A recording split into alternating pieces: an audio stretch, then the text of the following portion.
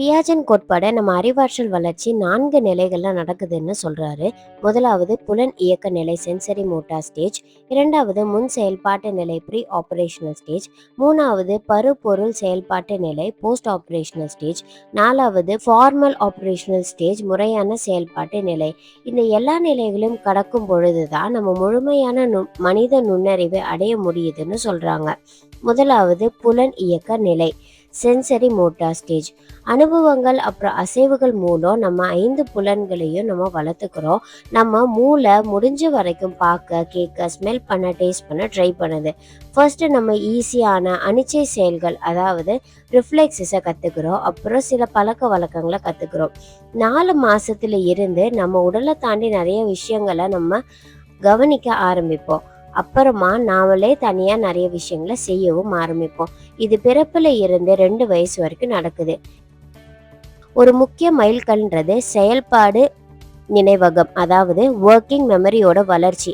இல்லைனா பியாஜென்ட்டோட டேர்ம்ஸ்ல பொருள் நிலைத்தன்மை பற்றி நமது உணர்வு அப்படின்னு சொல்றாரு. அதுக்கு முன்னாடி நம்ம அம்மா ஒரு பொம்மையை காட்டிட்டு ஒளிச்சு வச்சுட்டாங்கன்னா நம்ம காணாம போயிடுச்சுன்னு நினைப்போம். ஆனா அந்த அறிவாற்றல் வந்ததுக்கு அப்புறம் அந்த பொம்மை காணாம போல, அது எங்கேயோ இருக்குது, ஆனா நம்ம கண்ணுக்கு தெரியலன்றதை நம்ம புரிஞ்சுப்போம். இந்த ஸ்டேஜில் நம்ம எல்லாத்தையும் ஆர்வமாக பார்ப்போம்.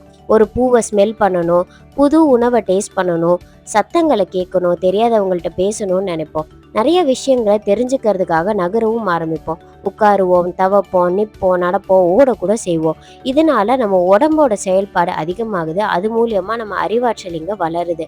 ஆனால் நம்ம இன்னியும் கொஞ்சம் சுயநலமாக தான் இருப்போம். அதாவது உலகத்தை நம்ம பார்வையில் மட்டும்தான் இங்கே பார்க்குறோம். இரண்டாவது முன் செயல்பாட்டு நிலை ப்ரீ ஆபரேஷனல் ஸ்டேஜ். இது 2ல இருந்து 7 வயசு வரைக்கும் இருக்கும். நம்ம யோசனைகள் முக்கியமாக குறியீட்டு செயல்பாடுகள் மற்றும் உள்ளுணர்வு எண்ணங்களாக இருக்குது. அதாவது நமக்கு நிறைய ஃபேண்டசிஸ் இருக்கும், அதெல்லாம் உண்மைன்னு நம்புவோம். இதெல்லாம் நம்ம இன்னும் தெளிவான அறிவாற்றலை பயன்படுத்த முடியாததுனால பியாஜென்ட் இதை முன் செயல்பாட்டு நிலை அப்படின்னு சொல்கிறாரு. இப்போ வார்த்தைகளை பேசுறதுக்கோ அதை புரிஞ்சுக்கிறதுக்கோ ஆரம்பிப்போம். ஒரு சிம்பிள் இல்லைன்னா அசைவு ஏதாச்சும் ஒரு பொருளோட கனெக்ட் பண்ணிப்போம். நம்ம ஃபேமிலியை வரைய சொன்னால் ஒருத்தவங்களும் கரெக்டாலாம் வரைய மாட்டோம். ஒரு குச்சி போட்டு நீல முடி போட்ட அம்மா, குட்டி முடி போட்ட அப்பா அப்படின்னு தான் வரைவோம். நான் டாக்டர், நான் டீச்சர் அப்படின்னு கற்பனை பண்ணி விளையாடுவோம். இது மூலயமா நிறைய விஷயங்களும் நம்ம கற்றுக்குறோம். ஒரு 4 வயசு ஆகிறப்போ நிறைய கேள்விகள் கேட்க ஆரம்பிப்போம். நிறைய தெரிஞ்சுக்கணும்னு நம்ம நினைப்போம். இது பகுத்தறிவு பிறப்பு அப்படின்னு சொல்லலாம். பியாஜென்ட் இதை உள்ளுணர்வு வயது அப்படின்னு சொல்றாரு. ஏன்னா நமக்கு நாமே நிறைய அறிவு இருக்கு, ஆனா அதெல்லாம் எப்படி நமக்கு வந்துச்சுன்னு தெரியாது. இப்ப கூட நம்ம கொஞ்சம் சுயநலமா தான் யோசிப்போம். அதாவது நம்ம கண்ணோட்டத்துல இருந்துதான் இந்த உலகத்தை பார்ப்போம்.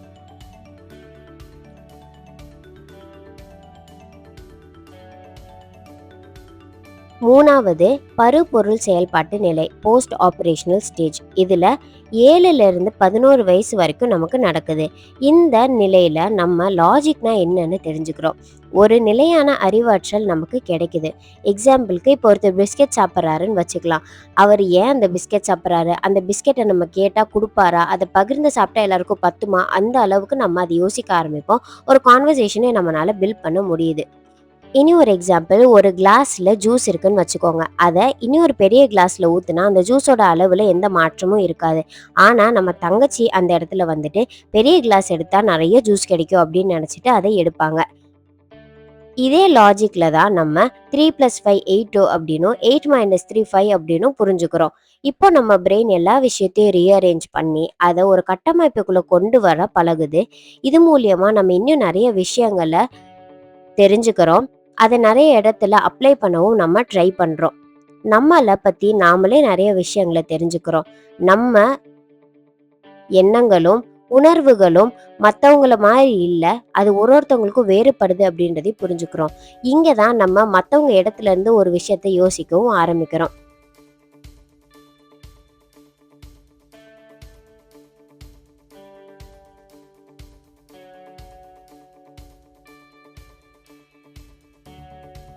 நிலை 4 முறையான செயல்பாட்டு நிலை. 12 வயதுக்கு மேலே நம்ம இந்த நிலையை அடையிறோம். நம்ம டீனேஜில் தான் இந்த ஸ்டேஜ் அடையிறோம்னு வச்சுக்கலாம். அருவமான கருத்துக்கள், அதாவது அப்ட்ராக்ட் கான்செப்ட்ஸ், அப்புறம் கற்பனையான நிகழ்ச்சிகளை பற்றி இன்னும் பகுத்தறிவோடு நம்ம யோசிக்கிற திறன் இப்போதுதான் நமக்கு வருது. நம்ம அடையாளம் மற்றும் ஒழுக்கம் பத்தின தெளிவு நமக்கு கிடைக்குது.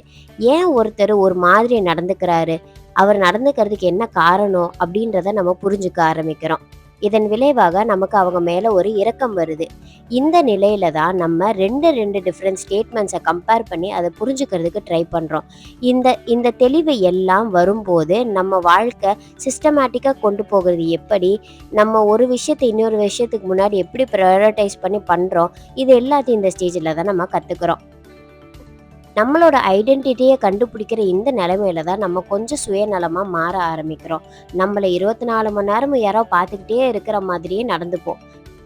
பியாஜென்ட் நம்ம வாழ்ற கடைசி நாள் வரைக்கும் நெறைய விஷயங்கள கத்துக்கிட்டே இருக்கோம் அப்படின்றத உறுதியா நம்புறாரு.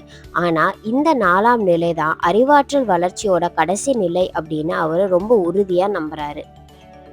பியாஜென்ட்டுடைய காக்னிட்டிவ் தியரி உங்களுக்கு தெளிவா புரிஞ்சிருக்கும்னு நம்புறேன். உங்களுக்கு ஏதாவது டவுட்ஸ் இருந்தா கமெண்ட்ஸ்ல போடுங்க.